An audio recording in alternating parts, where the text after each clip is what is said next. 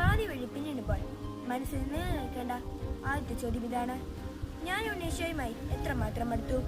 ഞാനും ക്രിസ്തുസ് തമ്മിലുള്ള അകലം എത്രയാണ്? ഞാൻ എൻ്റെ പുൽക്കൂട്ടിലേക്ക് എത്ര ദൂരം നടക്കേണ്ടിയിരിക്കുന്നു?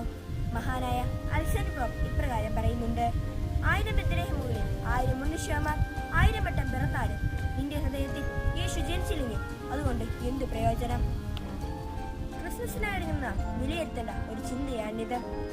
കാരണം ക്രിസ്മസ് എന്നത് ഒരു ആഘോഷമല്ല, മറിച്ച് നമ്മുടെ ജീവിതത്തിൽ അനുഭവമാകേണ്ട ഒരു സത്യമാണ്. അതിനായി നമുക്ക് തയ്യാറെടുക്കാം. Happy Christmas.